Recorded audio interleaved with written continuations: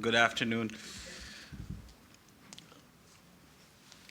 When Professor Tahir Mahmood is in chair, youngsters like me get nervous. And that's why I had to make a request to get a podium, so at least there is some distance between me and him. But what a privilege it is to speak while he is in chair. India is the seventh largest country of the world, the second most populous country with over 1.2 billion people, and the most populous democracy in the world. India is pluralistic, multilingual, and multi-ethnic country. Four religions, Hinduism, Buddhism, Jainism, and Sikhism originated here, whereas Zoroastrianism and the Abrahamic religions of Judaism, Christianity, and Islam arrived in the first millennium of Christian era and also shaped India's diverse culture. The Indian economy is the world's seventh largest by nominal GDP and third largest by purchasing power parity, PPP as it is called, a nuclear weapons state and a regional power.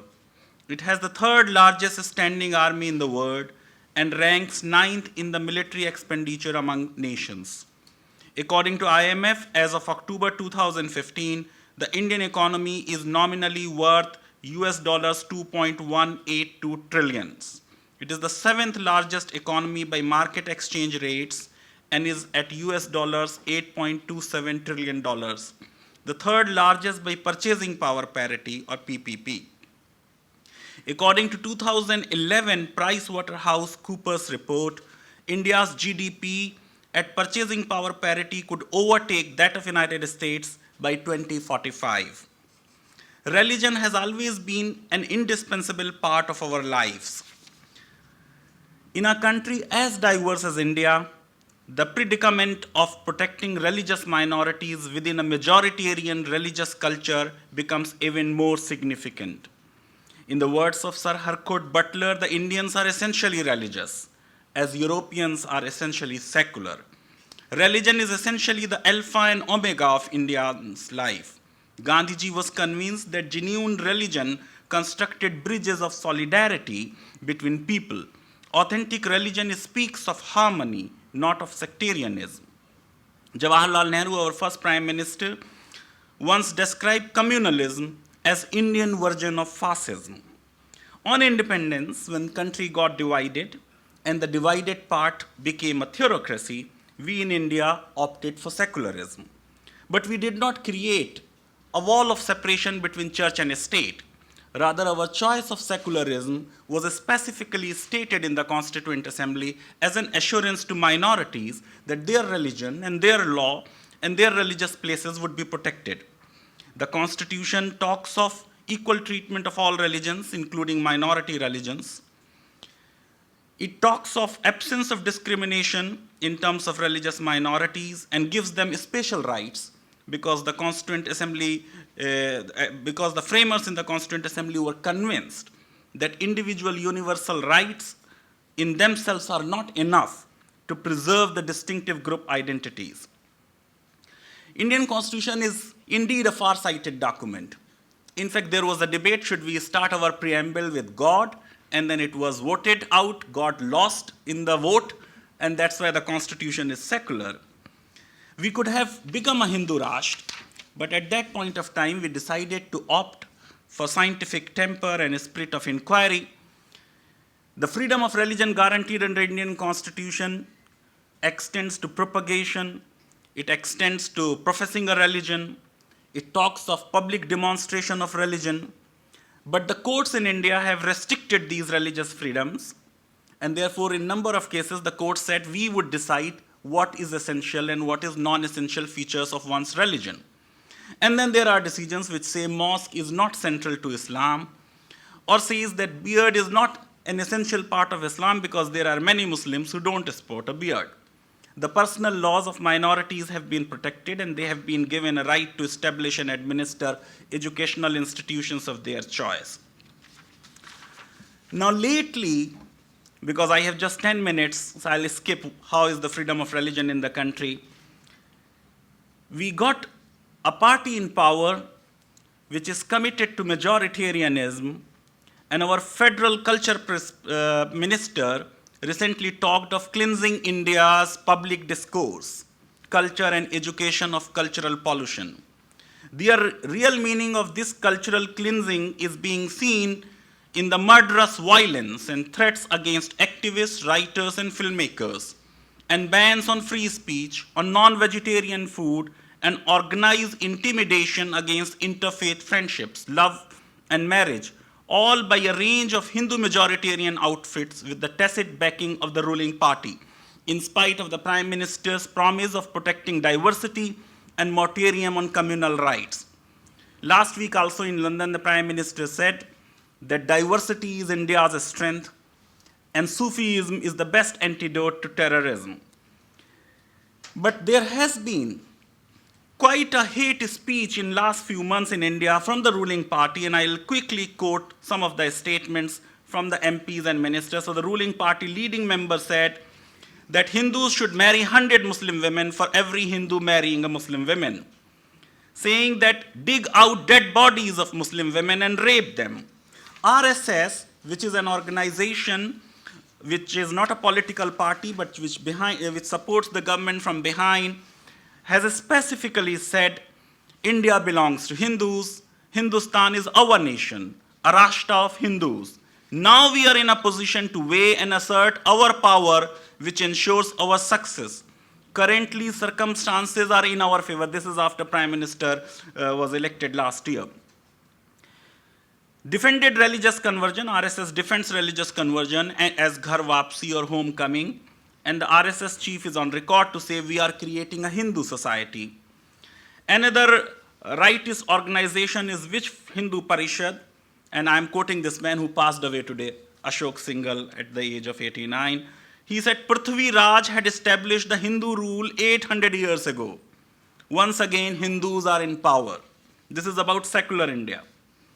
The federal culture minister is on record to say Bible and Quran are not central souls of India. APJ Abdul Kalam, our former president who died a few months back, he said was a nationalist despite being a Muslim. And Shiv Sena, another constituent of the ruling party, is on record to say scrap voting rights of Muslim community. The party president of the ruling party, Mr. Amit Shah, is on record to say that we want a central law on conversion. There are few states in India which ban conversion if it is on the basis of inducement or allurement. Now the president himself is on record to say we want a central law. Now what is the effect of this religious intolerance?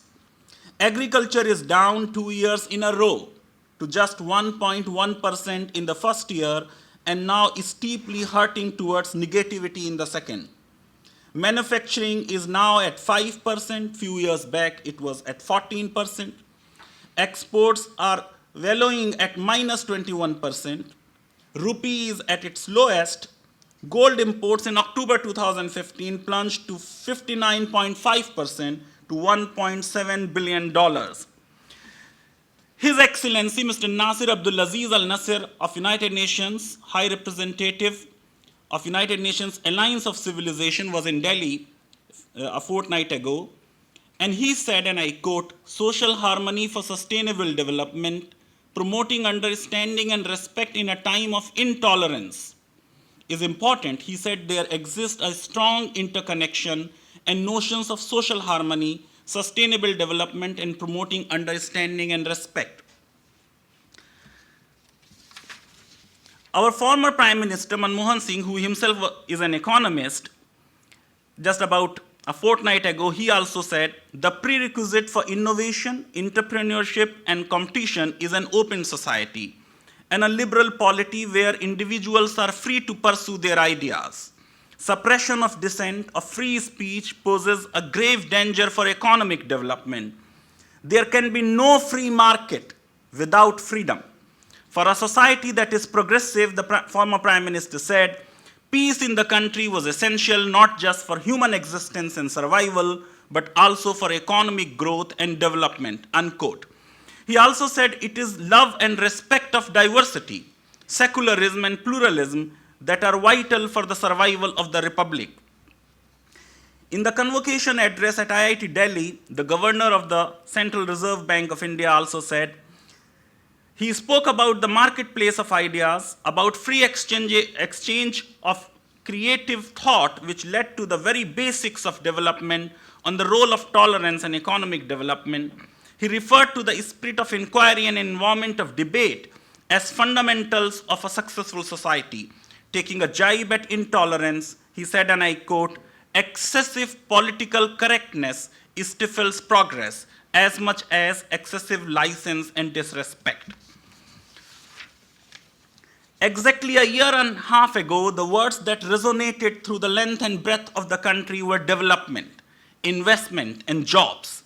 Today, the phrases that dominate public discourse are ghar wapsi reconversion, love jihad or love conquest, Ramzadeh versus Haramzadeh, Ram's children versus bastards.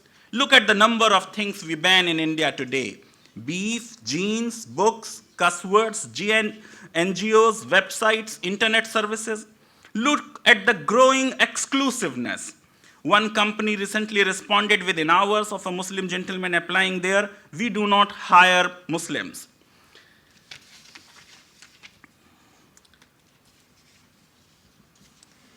There has been some reference about cow slaughter. Number of laws have been passed. Just a day, 2 days ago, the president has assented to the law passed in northern state of Haryana. Just one last line.